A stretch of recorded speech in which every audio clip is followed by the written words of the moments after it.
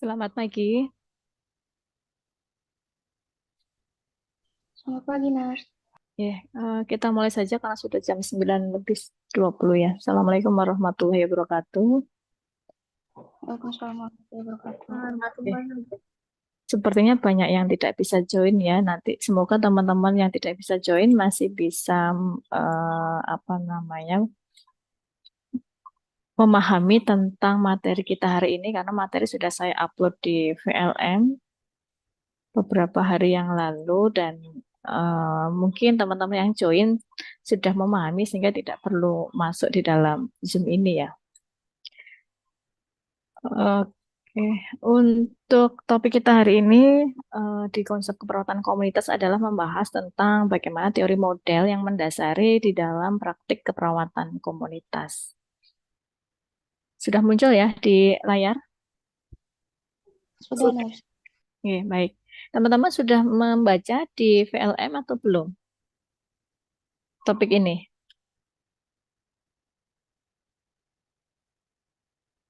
Sudah dibaca belum materi ini? Sudah, Nars. Ada yang sudah membaca? Yang sudah membaca kira-kira berapa ratus orang ini?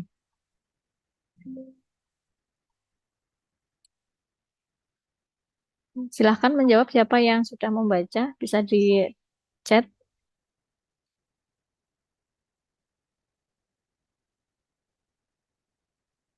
Belum baca Arina. Yang lain?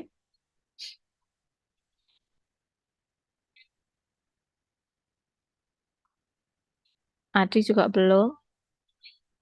Belum, belum, belum, belum, belum. Banyak yang belum ya. Sudah mengintip atau belum ya? VLM-nya konsep keperawatan komunitas yang topik ini. Sudah diintip belum teman-teman? Ada yang sudah ngintip? Bagi yang belum baca tadi. Rizky sudah tadi sudah mengintip dan sudah membaca ya. Jadi mayoritas memang belum mengintip ya, apalagi membacanya ya. Otomatis belum juga ya. Oke. Mungkin sekilas saja karena sebetulnya materi tentang teori itu kan dulu sudah pernah teman-teman dapatkan di mata kuliah apa ya, falsafah mungkin ya. Jadi di dalam praktek keperawatan komunitas nanti kita juga berdasarkan dari teori-teori model yang sudah teman-teman pelajari dulu di semester berapa ya? Satu atau dua? Satu ya? Satu. Satu. Oke. Semoga masih ingat ya. Yang diingat ada teori model apa ya, teman-teman? Yang dulu sudah dipelajari. Nightingale. Nightingale, terus Newman. Newman, apalagi Beauty Newman. Beauty. Betty Newman, siapa lagi? Shane Watson. Orem. Watson, Orem. Tokoh-tokohnya masih ingat ya, tapi teorinya apakah juga masih diingat tentang apa kira-kira? Nightingale tadi tentang apa? Roy adaptasi. Roy adaptasi. Yang tadi Nightingale apa? Lingkungan, Nars. Lingkungan. Ini ada Imogen King tentang apa? Ada yang jawab Imogen King? Model system. Model sistem. Tadi siapa lagi? Orem tentang apa? Tadi ada yang menjawab Orem tadi tentang apa ya teorinya? Self-care, Nars. Self care. Masih ingat ya berarti garis besarnya sudah ingat. Berarti tinggal kita aplikasikan nanti di komunitas itu bagaimana gitu ya. Dan kenapa itu bisa kita gunakan di eh, setting keperawatan komunitas. Jadi nanti kita akan menelaah beberapa teori model, kemudian nanti seperti apa penerapannya. Ini mengulas saja, mereview kembali tentang teori bahwa ini akan kita gunakan untuk menjelaskan dan menganalisis ya bagaimana apa namanya praktik di keperawatan khususnya nanti di keperawatan komunitas. Selain untuk menjelaskan dan menganalisis, teori model ini juga akan memandu kita di dalam praktik pelayanan keperawatan komunitas. Nah, di keperawatan komunitas itu kan tidak hanya praktik pelayanannya ya, tapi juga kita akan melakukan penelitian serta bidang pendidikan. Jadi teori model itu yang akan mendasari kita ya, memandu kita untuk pelaksanaan tiga hal ini di bidang praktik, di bidang penelitian, serta di bidang pendidikan keperawatan. Kemudian di keperawatan komunitas, teori-teori itu juga akan bisa menjelaskan bagaimana perilaku individu, keluarga, kelompok maupun komunitas sebagai klien kita di komunitas. Ya. Kemudian di teori-teori itu juga akan menekankan bagaimana masing-masing komponen itu bisa mempengaruhi kesehatan di komunitas. Ya. Setiap teori itu kan ada komponen atau asumsi-asumsi dasar yang mendasari ya, dan itu nanti kita akan menelaah bagaimana kaitannya di perawatan komunitas. Kemudian eh, dari asumsi dasar di keperawatan komunitas bahwa memang di kemarin kan sudah kita pelajari bahwa komunitas itu memerlukan suatu sistem pelayanan kesehatan yang sangat kompleks ya. Tidak seperti untuk kasus individu gitu ya. Sehingga penting nanti kita mempelajari teori-teori atau model yang nanti bisa mendasari bagaimana pelayanan kesehatan yang bisa diberikan untuk komunitas. Kemudian untuk di komunitas itu ada pendekatan yang diperlukan adalah dengan prevensi primer, sekunder, dan tersier. Yang mana primer itu sasarannya adalah orang-orang yang sehat, yang tujuannya adalah untuk apa tujuannya? Level prevensi primer tujuannya untuk apa pada orang yang sehat itu? Mempertahankan kesehatan. Ya, mempertahankan atau meningkatkan nanti kesehatannya. Biasanya lebih ke gaya hidupnya gitu ya. Kemudian kalau yang sekunder, sasaran kita siapa? Level pencegahan sekunder, siapa sasarannya? Mungkin yang sedang sakit, nurse. Sedang sakit. Yang lain mungkin pendapatnya, yang sekunder ini siapakah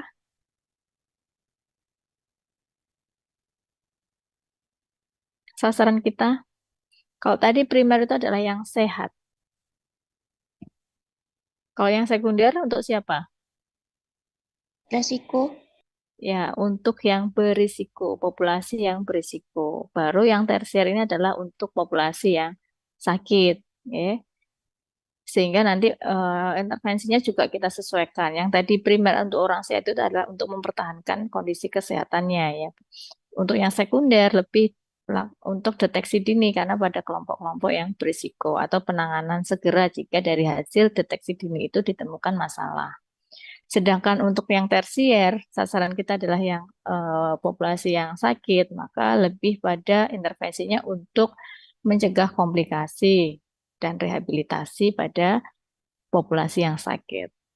Ya, jadi di sini di asumsi dasar ini kita lihat fokus pelayanan kita di komunitas itu ada tiga level ini.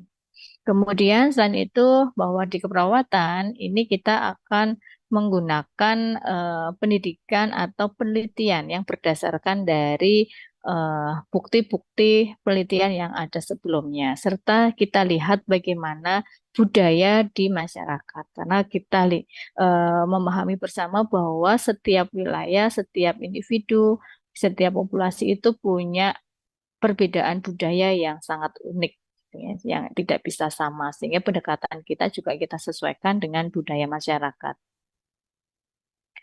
Kemudian kemarin di dalam keperawatan komunitas sudah kita pahami bahwa penting sekali kita bekerja sama dengan masyarakat sebagai klien kita ya dan eh, kesehatan di masyarakat itu sangat dipengaruhi juga kondisi lingkungannya serta budayanya tadi. Dan hal ini nanti harapannya bahwa tujuan kesehatan itu menjadi tanggung jawab bersama, bukan hanya bertanggung jawab dari tenaga kesehatan, tapi juga ini akan menjadi tanggung jawab bersama, ya, khususnya masyarakat sendiri.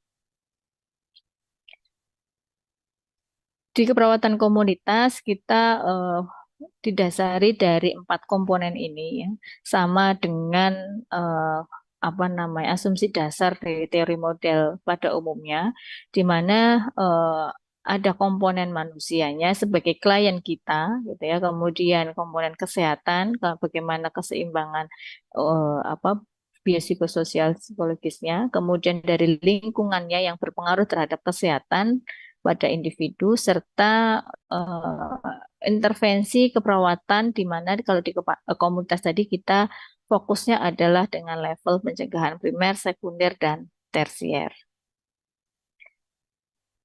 Yang pertama klien kita ini adalah baik tadi bisa individu, keluarga maupun komunitas sebagai makhluk biopsikososial spiritual ya. Yang mana kalau komunitas biasanya ada batasan wilayahnya, berada di wilayah secara geografis atau administrasi tertentu. Ya, misalnya ada tingkat RT, tingkat RW, tingkat desa, tingkat kecamatan, kabupaten atau kota, provinsi dan seterusnya. Yang mana biasanya mereka dengan batasan wilayah tertentu itu mereka memiliki nilai keyakinan dan visi minat yang sama. Dan mereka juga ada interaksi satu sama lainnya untuk mencapai tujuan mereka itu. Kemudian selain populasi yang dibatasi oleh wilayah ya geografis maupun administrasi, maka klien kita yang di sini manusia itu adalah ada beberapa kelompok, misalnya kelompok yang risiko tinggi, ya, atau mungkin kelompok yang rentan, gitu ya. Di mana eh, misalnya contohnya adalah kelompok-kelompok di eh, daerah pemukiman kumuh gitu ya atau mungkin yang tinggal di area yang rawan bencana atau mungkin yang rawan konflik ya atau mungkin di daerah 3T. 3T apa deh? Tahu nggak 3T? Di Indonesia ini kan ada area iya terpencil, terluar, terdalam mesti terdalam apa tertinggal satu Mas. tertinggal ya. Jadi area-area 3T itu juga menjadi perhatian khusus oleh perawat di komunitas ya karena mereka termasuk kepada kelompok-kelompok yang lebih berisiko mengalami masalah kesehatan. Ini adalah klien kita ya. Kemudian dari faktor lingkungan, komponen lingkungan di mana kesehatan itu nanti bisa dipengaruhi oleh faktor internal maupun eksternal lingkungannya. Ya, dan ini juga akan berpengaruh terhadap bagaimana kondisi komunitas atau klien kita tadi. Baik itu nanti dari lingkungan secara psikologi, sosial, budaya maupun spiritualnya. Kemudian yang ketiga tadi adalah kondisi kesehatan, apakah nanti dalam kondisi sehat atau sakitnya. Kalau sehat kan berarti ada keseimbangan ya yang dinamis pada aspek tadi biologi, psikologi, sosial, spiritual tadi ya. Namun jika tidak ada keseimbangan di situ, maka akan terjadi masalah kesehatan. Ada kondisi sakit yang dialami oleh komunitas. Kemudian komponen yang terakhir tadi adalah keperawatan yang mana memang di komunitas itu tadi ada 3 level pendekatan. Ada primer, sekunder, tersier yang sudah kita bahas. Untuk falsafah keperawatan komunitas yang menurut Helvi ini mungkin teman-teman nanti bisa dibaca sendiri ya bahwa sebetulnya sudah kita bahas secara apa ya kemarin di pertemuan yang dasar ya sebelum ketika daring 2 topik sebelumnya itu ya di mana ada hal-hal yang mendasari di keperawatan komunitas siapa klien kita bahwa klien kita yang komunitas tadi adalah orang-orang yang memang memiliki kebutuhan untuk belajar, yang mana bisa jadi mereka itu tidak memahami mereka itu butuhnya apa ya. Kemudian juga tidak memahami kondisinya mereka, apakah mereka ini dalam kondisi sehat atau sakit. Ya. Dan selain itu bahwa di komunitas itu adalah lebih memprioritaskan pada otonomi masyarakat ya, karena mereka pasti memiliki perbedaan yang apa banyak ya, karena karakteristik masyarakat kan juga beda-beda, sehingga mereka harus kita berikan hak yang jelas untuk memutuskan tindakan yang akan mereka lakukan. Nah, namun demikian sebetulnya mereka juga punya apa namanya eh, kekuatan ya. Kekuatan mereka itu bahwa mereka itu perlu dimotivasi. Mereka itu punya motivasi sebetulnya kalau kita berikan motivasi. Mereka itu bisa berkembang. Jangan dianggap remeh ya masyarakat itu. Mereka punya potensi-potensi yang bisa kita berdayakan sehingga nanti mereka bisa secara mandiri untuk melakukan upaya-upaya kesehatan. Jadi di sini kita perawat komunitas itu fokusnya adalah untuk membantu, untuk memfasilitasi masyarakat mencapai tingkat kesehatan yang optimal. Dan pastinya perawat komunitas untuk melakukan hal tersebut harus didasari tadi teori-teori ataupun model-model di keperawatan. Di mana di sini kita akan membahas 6 teori model. Sebetulnya kan banyak ya yang lain-lain. Namun pada hari ini kita hanya fokus pada 6 teori model yang ini nanti bisa mendasari praktik di keperawatan komunitas. Tadi ada Nightingale, teman-teman sudah ingat. Semoga juga memahami lebih mendalam tentang teori lingkungan yang disampaikan oleh Nightingale. Kemudian tadi self-care oleh Orem. Ya. Kemudian teori adaptasi dari Roy. Kemudian ada transkultural nursing Leininger, serta Betty Newman tentang bagaimana sistem perawatan kesehatan. Kita akan membahas satu persatu di sini. Yang pertama dari teorinya Nightingale tentang teori environment, di mana di sini Nightingale menyadari bahwa apa namanya suatu lingkungan itu akan berpengaruh terhadap kondisi kesehatan masyarakat. Ya, pada saat itu kan ada ini ya peperangan ya, serta kondisi-kondisi lingkungan yang memang tidak memadai untuk kesehatan, sehingga Nightingale apa namanya berupaya untuk memberikan tindakan-tindakan pencegahan serta eh, menyadari bahwa perlu seorang perawat itu ya, perawat yang memiliki pendidikan yang baik serta punya pengalaman untuk nanti membantu masyarakat mencapai derajat kesehatan yang optimal dengan berupaya bagaimana melakukan modifikasi lingkungan sehingga nanti lingkungan itu mendukung kesehatan pada masyarakat. Jadi di sini dari Nightingale ini berfokus pada upaya tadi pencegahan karena memang ini adalah sebagai upaya preventif dan ini sesuai dengan tadi praktik pelayanan di komunitas karena kan ada tindakan preventifnya. Nightingale di sini melakukan advokasi bagaimana pentingnya perbaikan sistem kesehatan ya, khususnya untuk perbaikan lingkungan. Ya. Dengan Nightingale ini menyampaikan data-data baik morbiditas maupun mortalitas. Kondisi morbiditas dan mortalitas yang berkaitan dengan faktor lingkungan. Kalau pada masa perang dulu memang banyaknya infeksi ya, masalah infeksi yang berkaitan dengan lingkungan yang tidak sehat, ya. Sanitasinya buruk gitu ya. Ini sangat berdampak pada penyakit infeksi yang banyak timbul saat itu.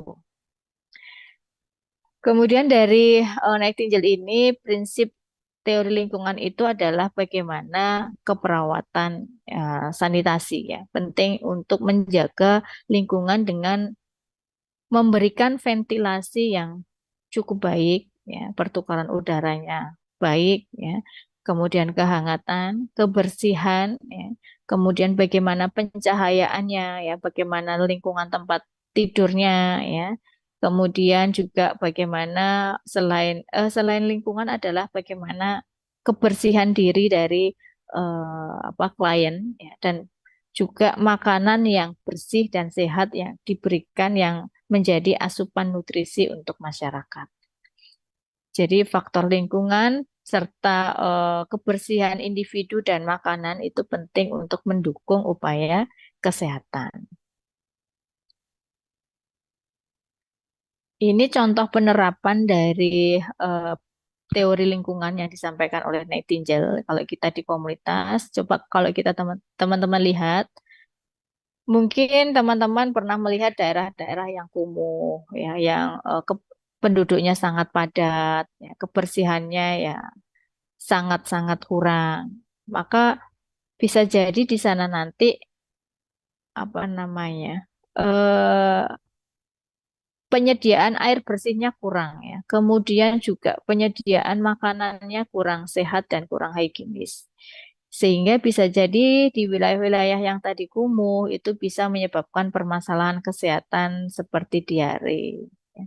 Kemudian juga penyakit kulit atau mungkin juga penyakit pernafasan atau infeksi pernafasan.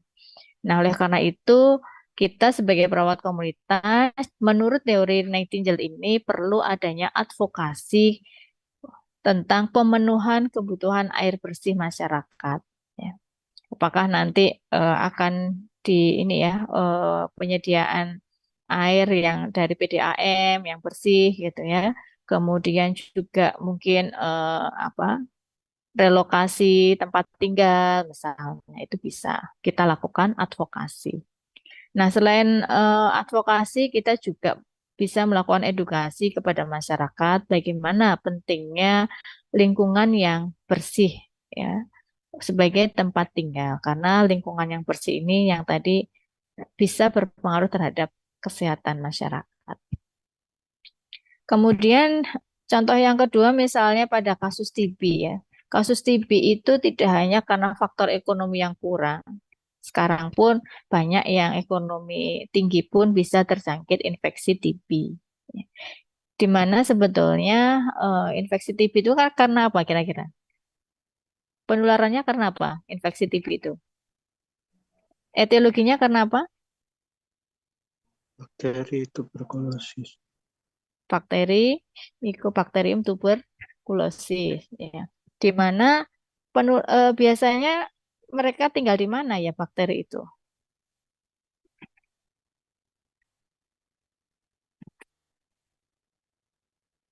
Biasanya tinggal di mana? Lingkungan yang Kumuh. Kurang sehat. Yang kotor. kumuh, kotor, ya, lembab, tidak ada pencahayaan. Biasanya lebih pada kurang pencahayaan. Meskipun bersih, tapi kalau tempat lingkungan tersebut tidak ada pencahayaan, bisa jadi itu menjadi tempat tinggal dari Mycobacterium tuberculosis ya. Sehingga nanti teman-teman ketika ada permasalahan TB, kenapa di sini kok di wilayah tersebut TB-nya ini tinggi? Coba dilihat dari lingkungan rumah masyarakat ya. Jangan-jangan rumahnya padat ya. Tidak ada jarak antar rumah ya, sehingga ventilasi itu tidak baik. Jendelanya nggak ada. Bagaimana nanti pencahayaan sama pertukaran udaranya itu bisa terjadi kalau jendelanya tidak ada gara-gara rumahnya yang mepet-mepet gitu ya. Sudah lembab, gelap ya, nggak pernah dibuka. Nah, itu bagus sekali untuk perkembangan dan penularan Mycobacterium tuberculosis. Jadi menurut teori Nightingale ini, jika ada permasalahan TB di wilayah, maka nanti teman-teman selain penting kepatuhan pengobatan, teman-teman juga perlu sekali memperhatikan kondisi lingkungan rumah dan tempat tinggal dari pasien yang menderita TB.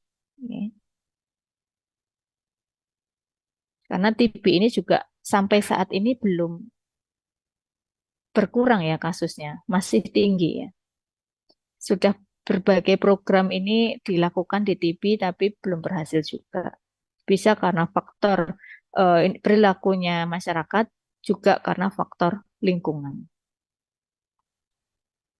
Kemudian yang kedua, model self-care dari OREM, tadi tentang bagaimana masyarakat itu sebetulnya memiliki kemampuan atau apa namanya, capability untuk perawatan diri ya. Jadi klien itu meskipun dalam kondisi sakit, sebetulnya mereka itu masih bisa melakukan perawatan diri untuk mempertahankan kesehatan yang optimal. Ya. Jadi di sini kita lebih fokus untuk memandirikan klien kita, apakah klien tadi individu, keluarga maupun populasi komunitas gitu ya. Ini penting sekali memandirikan mereka. Jangan sampai mereka itu tergantung dengan pelayanan kesehatan atau tenaga kesehatan. Karena bagaimana merawat diri itu sebetulnya bisa dipelajari. Tugas kita adalah membantu mereka. Kita lakukan edukasi dan fasilitasi bagaimana mereka nanti bisa melakukan perawatan diri. Ini konsepnya dari self-care yang disampaikan oleh Orem bahwa apa namanya dari kemampuan perawatan diri itu sangat dipengaruhi oleh bagaimana kebutuhan perawatan diri dari masyarakat, kemudian bagaimana kemampuan yang dimiliki oleh masyarakat dan bagaimana dukungan dari perawatan. Untuk kebutuhan dari perawatan diri masyarakat itu ada beberapa hal yang memang sebetulnya mempengaruhi ya, seperti usia ya, kemudian jenis kelamin, kemudian status perkembangan, kemudian sosial budayanya, status kesehatannya, dan faktor-faktor lain seperti bagaimana keluarganya ya, kemudian sistem pelayanan kesehatannya ya, lingkungannya juga gitu ya. Itu berpengaruh sebetulnya terhadap bagaimana kebutuhan yang dimiliki oleh masyarakat, kebutuhan tentang perawatan kesehatan. Kemudian, dengan adanya kebutuhan perawatan kesehatan itu, masyarakat akan memiliki kemampuan untuk pelayanan perawatan kesehatan dirinya, ya. Dan kemampuan perawatan kesehatan ini mereka juga dipengaruhi oleh faktor yang sama tadi, ya usia, ya jenis kelamin dan seterusnya. Kalau kebutuhan itu lebih lebih besar daripada kemampuannya, maka masyarakat itu akan mengalami kekurangan kemampuan dalam perawatan diri. Nah, disinilah pentingnya peran dari perawatan. Ya. Pelayanan keperawatan itu diperlukan ketika ada ketidakseimbangan antara kebutuhan dan kemampuan yang dimiliki masyarakat untuk melakukan perawatan diri.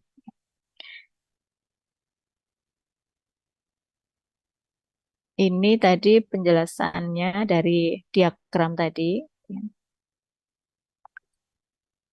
Self-care itu bagaimana kemampuan masyarakat untuk memelihara ataupun melakukan perawatan diri.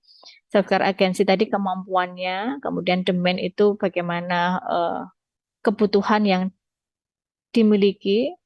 Kalau self-care berarti self-care deficit berarti tadi ketidakmampuan klien untuk melakukan perawatan diri yang disebabkan oleh ketidakseimbangan antara kebutuhan dan kemampuan yang dimiliki oleh masyarakat. Sehingga diperlukan adanya sistem perawatan oleh perawat. Yang mana di sini perawat bisa melakukan bantuan penuh ya atau bantuan sebagian atau hanya berupa dukungan saja untuk perawatan masyarakat ya. Bantuan penuh akan kita berikan jika masyarakat itu Iya, iya, ngerti. Ini cari ya Nova berangkat. masih ngobrol.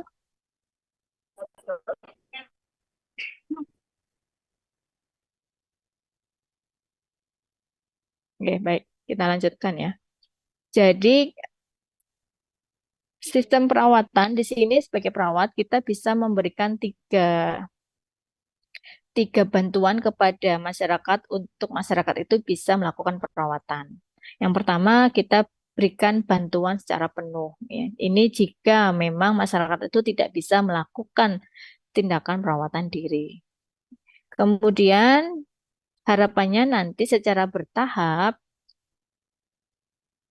kita akan memberikan bantuan sebagian untuk masyarakat ya dalam rangka nanti akan menyeimbangkan peran kita sebagai perawat dan peran masyarakat untuk bisa melakukan perawatan diri. Dan ada dukungan berupa suportif edukatif di mana di sini kita hanya memberikan edukasi-edukasi agar masyarakat itu betul-betul bisa bisa melakukan perawatan diri dengan maksimal oleh mereka sendiri. Gitu ya. Ini terutama pada masyarakat yang memang tidak ada masalah, ya, tidak ada kebutuhan self-care, tapi di sini perlu kita tingkatkan dengan adanya suportif edukatif. Ini contoh kasusnya dalam konteks yang pertama konteks keluarga dulu, di mana misalnya ketika kita melakukan kunjungan perawatan keluarga, mungkin di sana misalnya ada kasus salah satu anggota keluarganya ini mengalami masalah stroke ya. Stroke itu kan nanti akan jangka panjang ya, perlu perawatan yang di rumah. Nah, ketika perawatan di rumah, kita harus mengkaji bagaimana kemampuan klien yang sakit tadi dan keluarganya di dalam pemenuhan kebutuhan ADL klien yang sakit. Nanti kita lihat apakah ada kebutuhan yang diperlukan dari perawat atau seperti apa ya. Apakah nanti kebutuhannya itu total atau sebagian atau hanya edukatif saja. Nah, di sini kita setelah mengkaji, kita akan mengajarkan kepada klien dan keluarga untuk bagaimana nanti keluarga itu bisa beradaptasi dengan kondisi anggota keluarga yang sakit tadi. Ya. Dan harapannya nanti keluarga itu bisa melakukan perawatan kepada anggota keluarga yang sakit secara mandiri. Ya. Dan begitu juga klien yang sakit stroke tadi, harapannya mereka klien ini bisa secara mandiri memenuhi kebutuhan ADL-nya. Meskipun ada keterbatasan secara fisik mungkin ya, tapi bagaimana nanti harus dioptimalkan dia bisa secara mandiri. Misalnya eh, mungkin memang ada kelemahan ya di salah satu bagian tubuhnya, misalnya tangan dan kaki kirinya agak lemah, tapi bagaimana nanti dia masih tetap bisa mobilisasi gitu ya. Kemudian misalnya untuk makan juga demikian, bagaimana nanti bisa tetap bisa mengambil makan dan makan sendiri. Kemudian untuk kebutuhan mandinya juga demikian. Klien itu harapannya nanti bisa eh, mandi sendiri gitu ya. Ini tujuan akhir dari model di perawatan diri oleh OREM. Kemudian contoh yang kedua dalam konteks komunitas, ya, pendekatan untuk agregat, di mana misalnya contohnya adalah kemarin ketika kasus pandemi COVID, ya. Masyarakat itu kan memerlukan bantuan pelayanan kesehatan bagaimana nanti bisa mencegah penularan COVID itu. Nah, di sini kita sebagai perawat komunitas akan bekerja sama dengan masyarakat untuk membentuk misalnya Satgas COVID yang kemarin sudah terbentuk ya. Nah, Satgas COVID kan kemarin tujuannya apa sih mereka? Satgas COVID kemarin tugasnya ngapain ya, teman-teman?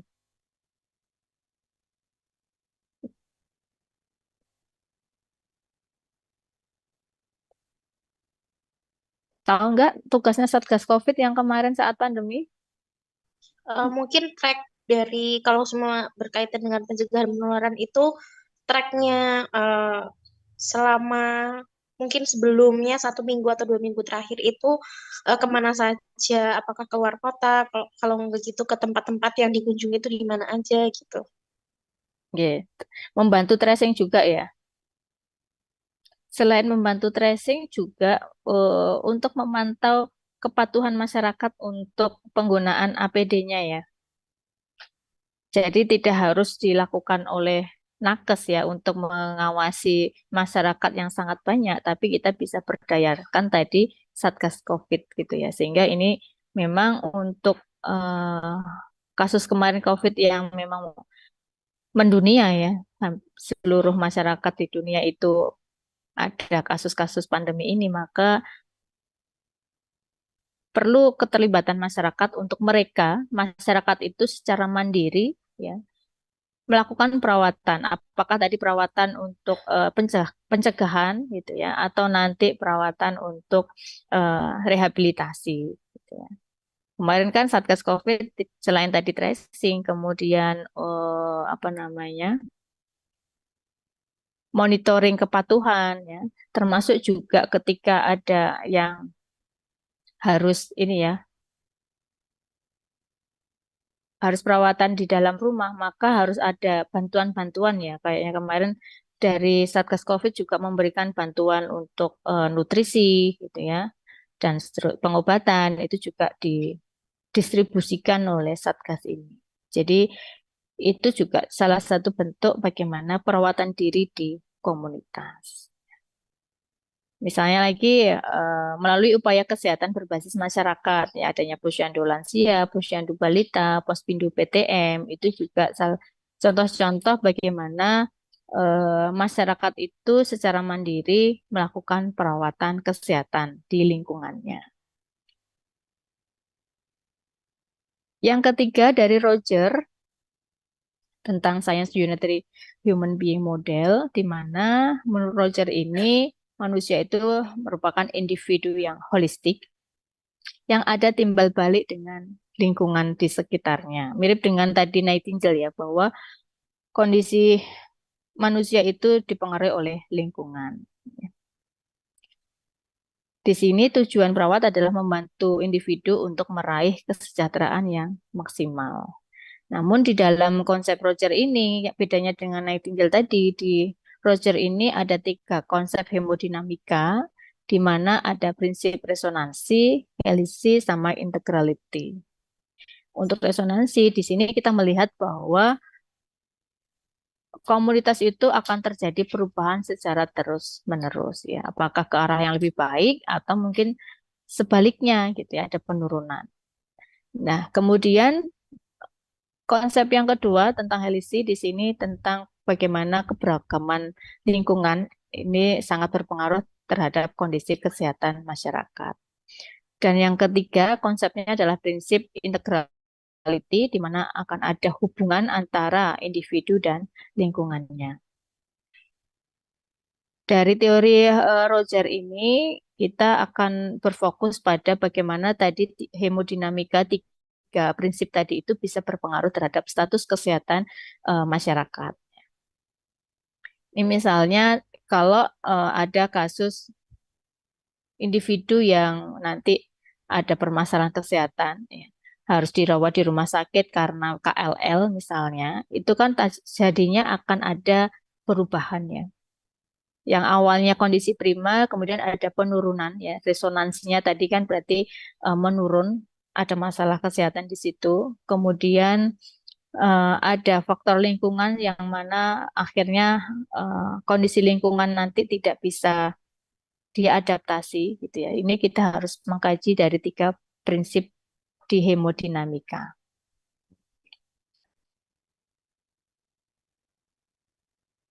Yang keempat ada model adaptasinya Roy, di mana di sini akan ada sistem yang terbuka dan adaptif, yang mana ini ada stimulus dari pengalaman, kemudian bagaimana pengembangan copingnya, dan nanti bagaimana respon yang dilakukan oleh masyarakat.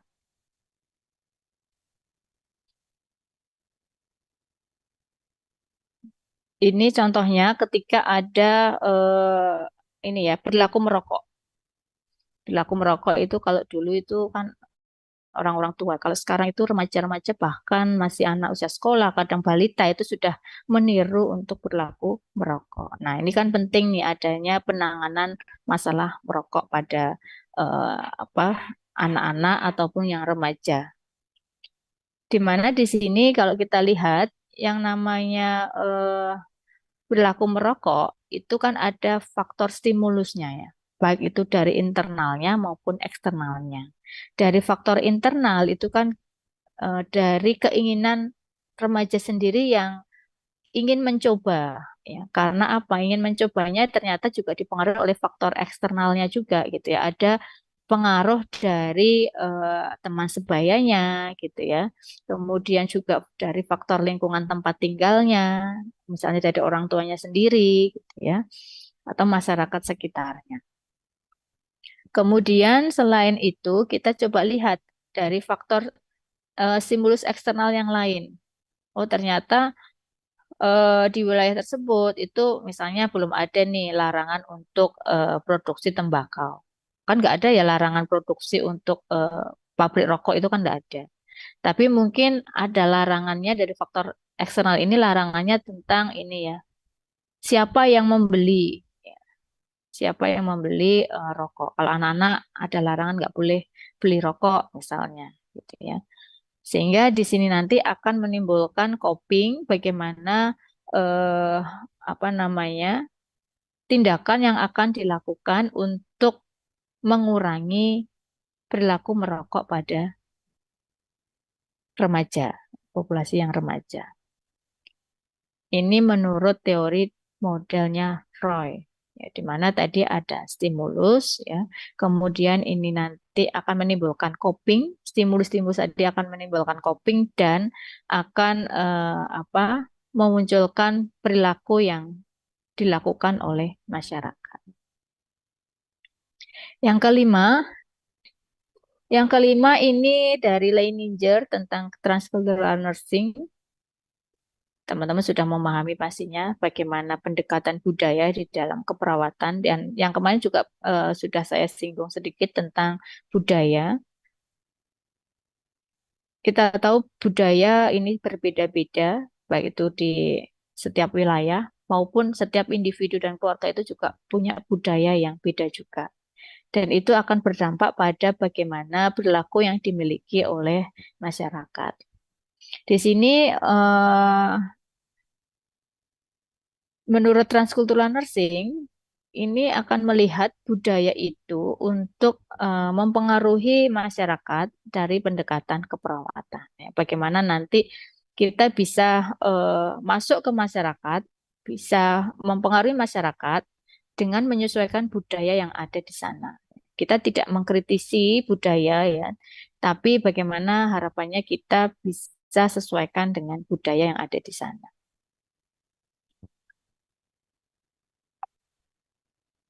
Ini menurut Leininger bahwa yang namanya perawatan yang dihubungkan dengan budaya itu, maka kita akan memberikan upaya perawatan kesehatan yang disesuaikan dengan budaya setempat. Ya, apakah nanti bentuknya akan suatu bantuan, ya, dukungan atau fasilitatif.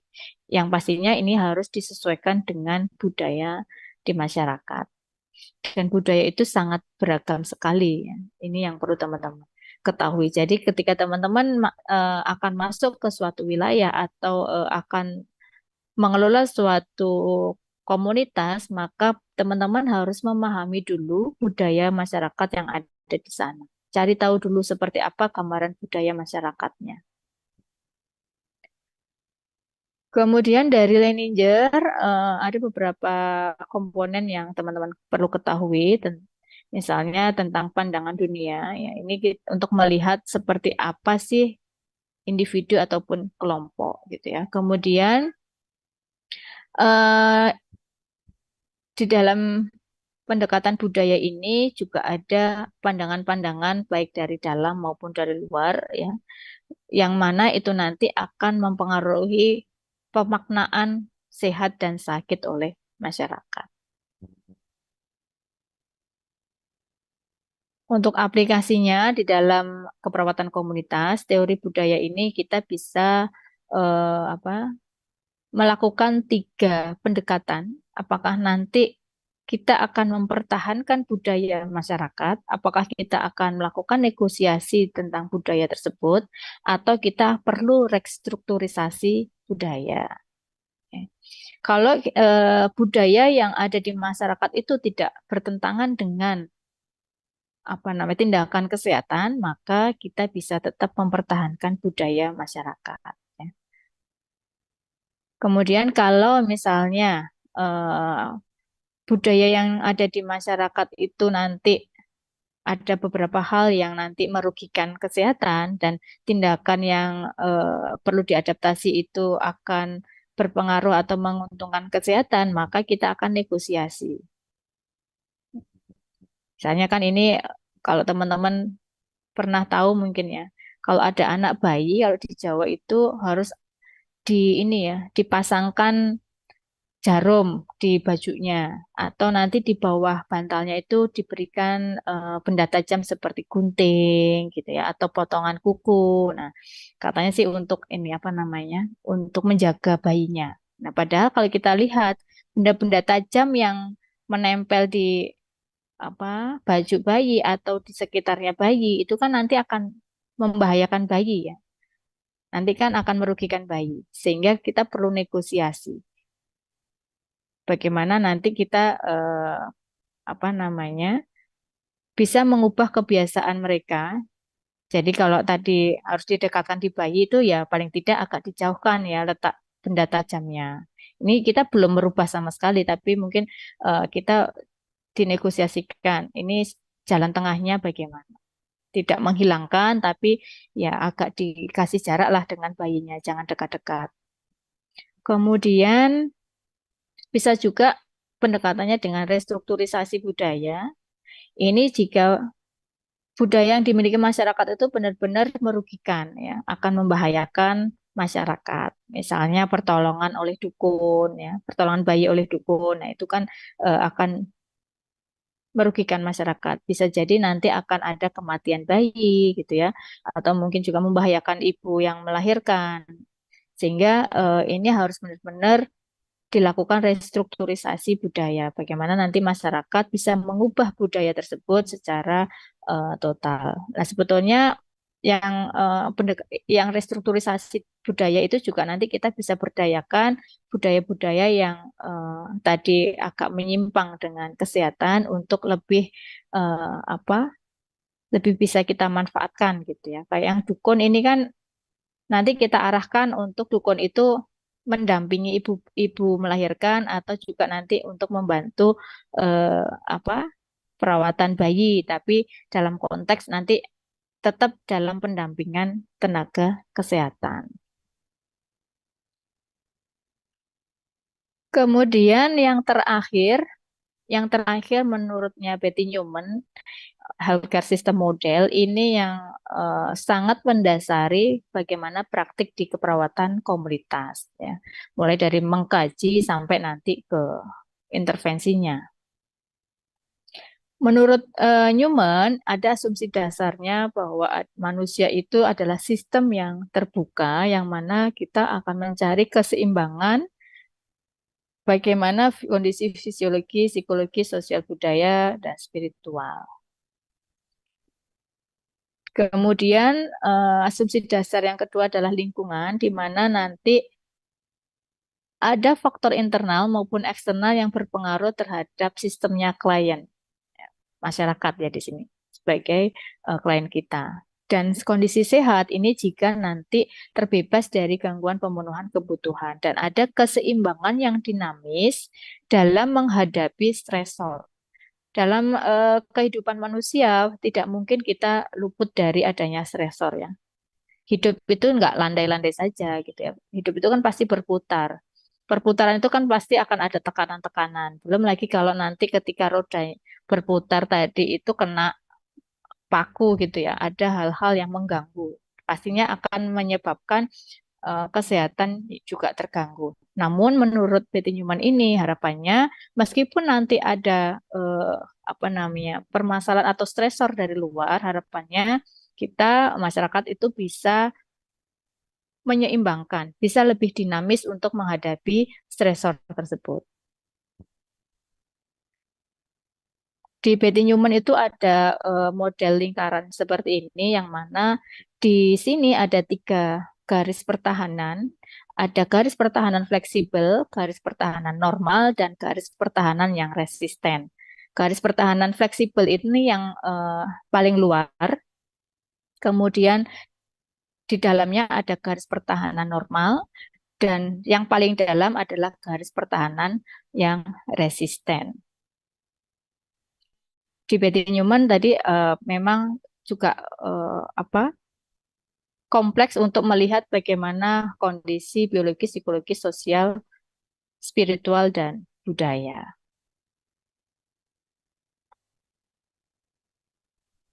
Yang garis fleksibel yang paling luar tadi, ini untuk pertukaran energi dengan faktor lingkungan, bagaimana ini nanti bisa mengontrol garis pertahanan normal. Dan garis pertahanan normal itu pada kondisi kesehatan sistem klien. Jadi di sini kondisinya sehat. Kemudian yang resisten ini faktor-faktor yang mendukung garis-garis pertahanan dan proteksi struktur dasar sistem klien. Jadi sistem dasar klien itu berada di tengah. Intinya ini adalah struktur dasar klien. Yang mana di sini tadi ada garis pertahanan resisten. Di luar dari resisten tadi ada garis pertahanan normal, kondisi sehat, dan yang paling luar tadi ada garis pertahanan yang fleksibel. Nah, pada garis pertahanan fleksibel itu perawat bisa mengendalikan stresor dari luar dengan melakukan tindakan preventif primer. Ya, untuk level preventif primer misalnya dengan memperkuat garis pertahanan, ya, kemudian juga bagaimana nanti bisa mengendalikan stresor dari luar itu dengan pencegahan primer untuk garis pertahanan fleksibel yang paling luar. Kemudian untuk garis pertahanan normal pada populasi yang berisiko tadi itu kita akan melakukan pendekatan pencegahan sekunder dengan deteksi dini dan pengobatan segera dari gejala yang dialami oleh masyarakat. Kemudian di yang tengah tadi di garis pertahanan resisten yang tadi untuk dasar-dasar faktor yang pada manusia seperti genetik, kemudian ada ego gitu ya. Di sini kita akan melakukan pencegahan tersier. Bagaimana nanti bisa diadaptasikan ya, kemudian nanti bisa dilakukan rehabilitasi pada masyarakat yang tadi memang ada gangguan di struktur dasar atau sumber daya yang dimiliki di masyarakat. Ini yang sangat mendasari nanti di praktik pelayanan di komunitas. Ini penjelasan dari bahkan tadi manusia sebagai kliennya di masyarakat ini akan sangat terbuka sekali terhadap lingkungan, yang mana lingkungan itu bisa menjadi stresor, ya, baik internal maupun eksternal.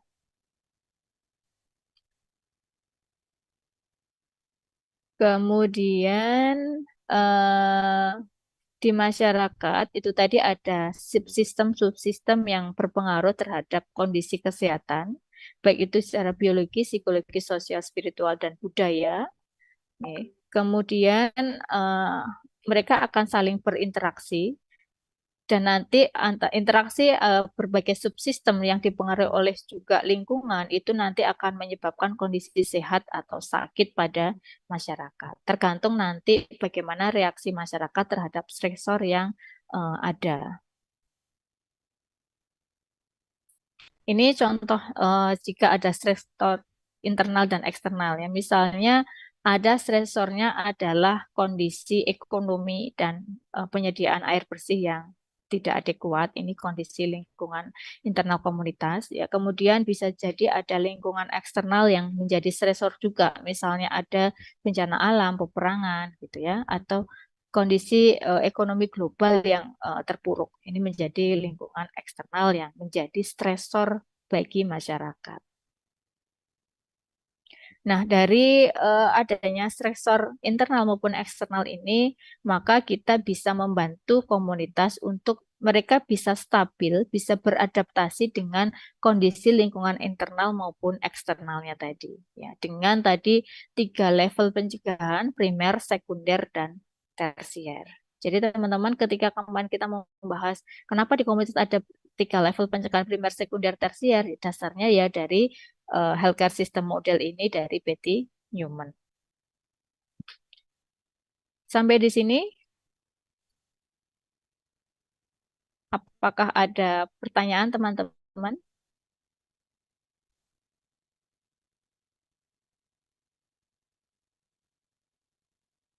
Rizky, silahkan. Iya, terima kasih atas kesempatannya, Nurse. Izin bertanya, itu tadi kan perawat komunitas itu bertugas untuk membantu memfasilitasi masyarakat yang mana mereka tuh punya potensi untuk meningkatkan kesehatannya mereka sendiri. Nah, ini saya ada sedikit pertanyaan. Itu kan kalau kita tuh sebenarnya prinsipnya itu tadi katanya suportif, edukatif ya. Itu kalau pasiennya nanti biar tidak tersinggung dengan edukasi kita tuh gimana ya, Nurse? Soalnya kan kalau kayak kita tuh kesannya kayak ikut campur gitu kalau udah lihat rumahnya terus rumahnya kumuh. Jadi ini nanti dibersihin ya Ibu, gini gini gini gini. Itu bagaimana ya biar tidak tersinggung gitu, Nurse. Terima kasih. Oke, baik. Jadi ketika kita masuk ke masyarakat, kita harus kontrak dulu ya, sama seperti teman-teman inform consent itu ya. Harus kontrak dengan masyarakat. Tujuan teman-teman masuk di masyarakat itu ngapain gitu ya. Mau ngapain. Tujuan kita kan akan membantu masyarakat ya. Niat kita itu kan bagus. Cuman kadang kalau memang cara kita kurang bagus, akhirnya kita tidak bisa diterima oleh masyarakat. Kadang kita sudah diterima, tapi ketika prosesnya ada hal-hal yang tadi menyinggung masyarakat, akhirnya mereka menolak di tengah jalan. Itu bisa terjadi. Bahkan bukan hanya mahasiswa yang ditolak ya, kadang tenaga kesehatan yang memang sudah bertugas di wilayah tersebut, banyak juga yang ditolak oleh masyarakat karena masyarakat merasa mereka tidak ada masalah, mereka tidak perlu bantuan ya. Apalagi kalau tadi ada hal-hal yang menyinggung, ya karena komunikasi yang kurang baik, itu akhirnya jadinya kita tidak bisa lakukan intervensi. Jadi intinya yang pertama, kontrak di awal itu harus jelas. Teman-teman masuk di masyarakat itu tujuannya untuk apa, berapa lama, dan dalam prosesnya nanti teman-teman mau ngapain saja, itu harus dijelaskan di awal untuk teman-teman ada kesepakatan dengan masyarakat sebagai binaan kita. Apakah tadi mungkin settingnya di keluarga misalnya ya, atau untuk seluruh komunitas di satu wilayah. Jadi yang pertama adalah itu, kontrak yang jelas di awal, inform consent. Jelaskan tujuan kita mau ngapain. Kita di sana berapa lama. Kemudian kita di sana mau ngapain saja. Gitu ya. Kemudian yang kedua, selain inform consent kontrak tadi, adalah komunikasi. Komunikasi yang bisa dipahami oleh masyarakat dan cara ngomongnya kita juga harus sesuai dengan budaya yang dimiliki oleh masyarakat. Ya jangan sampai nanti kita menyinggung. Jadi kita harus kenali juga yang namanya pendekatan tadi budaya, kita kan harus kenali bahasanya, kebiasaan-kebiasaan perilakunya itu harus kita kenali sehingga nanti harapannya nanti kita bisa lebih apa namanya? Lebih luas ya ketika kita akan melakukan implementasi ke masyarakat. Ya, jadi ada komunikasi dan kenali budayanya. Ada 3 itu yang mungkin bisa kita lakukan. Kemudian kalau kita ke edukasi tadi, edukasi itu kan pasti dasarnya komunikasi ya. Bagaimana kita menyampaikan secara lugas, kemudian mudah dan luas untuk masyarakat yang mana tujuan kita kan baik untuk memberikan apa informasi tentang kesehatannya. Harapannya tidak hanya informasi itu sampai ke mereka, tapi juga ada perubahan perilaku dari masyarakat. Yang sangat mudah itu merubah perilakunya. Kalau merubah pengetahuannya akan lebih mudah, tapi kalau merubah perilaku masyarakat itu yang sangat sulit sekali karena masyarakat sudah sangat terbiasa dengan kondisi yang seperti itu. Seperti yang tadi kondisi rumahnya demikian, mereka jarang bersih-bersih, jarang menata rumahnya gitu ya. Itu kan memang karena sudah kesehariannya berlakunya demikian. Akhirnya kan kita perlu nih informasikan seperti apa sih kondisi yang baik seharusnya gitu ya. Dan di masyarakat kembali lagi kita tadi kan bermitra dan harapannya memang mereka yang punya tanggung jawab untuk kondisi kesehatannya. Jadi kondisi kesehatan masyarakat itu bukan hanya tanggung jawabnya perawat, tapi mereka sebagai klien kita itu juga harus punya rasa tanggung jawab. Jadi kita harus membuka dulu wawasan masyarakat ya. Kita berikan penjelasan bahwa kondisi yang seperti itu dampaknya apa saja. Kalau tadi misalnya rumahnya yang kotor, ya kondisinya agak kumuh, nah itu kita berikan wawasan dulu. Dampak-dampak dari kondisinya itu apa saja ke kesehatan dan ke yang lain-lainnya. Karena kan dampaknya tidak hanya ke kesehatannya. Dari apa faktor ekonominya juga itu bisa berdampak, gitu ya. Faktor sosialnya juga berdampak. Sehingga itu harus kita jelaskan dampak-dampaknya. Nanti kita kembalikan lagi ke masyarakat. Apakah akan merubah kondisinya atau tidak. Kemudian kita juga bisa lakukan advokasi bagaimana masyarakat itu nanti bisa mendapatkan hak-haknya gitu ya untuk mendukung kesehatannya, kesejahteraannya. Kalau pada kondisi yang tadi kumuh, miskin gitu ya, kita kan nggak mungkin kasih bantuan uang ke mereka kan. Kita kan punyanya ilmu. Tapi yang bisa kita lakukan dengan ilmu kita adalah kita bisa advokasi. Kita coba carikan bantuan nih. Kita hubungkan masyarakat dengan pihak-pihak yang memang punya wewenang untuk memberikan bantuan, misalnya bantuan perekonomian, bantuan untuk kehidupan sosial yang lainnya, gitu ya. Itu kita lakukan advokasi. Begitu, Rizky? Ada Nggih, pertanyaan sampun lagi? sangat jelas. Iya. Sampun, Nurse. Oke, terima kasih. Oke. Apakah ada yang lain, teman-teman? Tidak ada? Jadi memang teman-teman jangan kaget nanti di lapangan ketika teman-teman sudah terjun di masyarakat sebagai tenaga kesehatan di masyarakat, ya apakah di tingkat puskesmas atau mungkin dinas kesehatan, ketika teman-teman masuk ke warga bisa jadi terjadi penolakan ya. Jadi tadi penting untuk teman-teman memahami karakteristik masyarakat di sana itu seperti apa sehingga teman-teman pendekatannya bisa apa namanya disesuaikan dengan kondisi masyarakat. Tapi jangan berputus asa kalau sudah ditolak, gitu ya. Karena kan tujuan kita baik. Jadi harus bersemangat untuk terus mewujudkan masyarakat yang sehat dan sejahtera. Dengan ilmu-ilmu yang sudah teman-teman miliki. Ya. Itu saja mungkin teman-teman. Bisa diakhiri. Bisa, Nurse. Oke. Baik, kita akhiri. Berarti saya sudah tidak ada tanggungan pertemuan lagi ya di konsep keperawatan komunitas. Kemudian di konsep keperawatan komunitas kurang 2 TM ya. Yang minggu ini Bu Eci dan minggu depan juga Bu Eci ya. Minggu ini Bu Eci masuk nggak? Enggak, Nurse. Nanti Betul ya. rencananya digabung minggu depan. Gabung minggu depan ya. Baik, berarti 2 TM lagi dengan Bu Eci. Baik. Terima kasih teman-teman. Semoga bisa dipahami diskusi kita hari ini. Ya. Semangat terus untuk belajar meskipun tugas-tugasnya banyak sekali gitu ya. Dan kita sudah akan mendekati masa ujian akhir semester. Silahkan bersiap diri dan jaga kesehatan semuanya.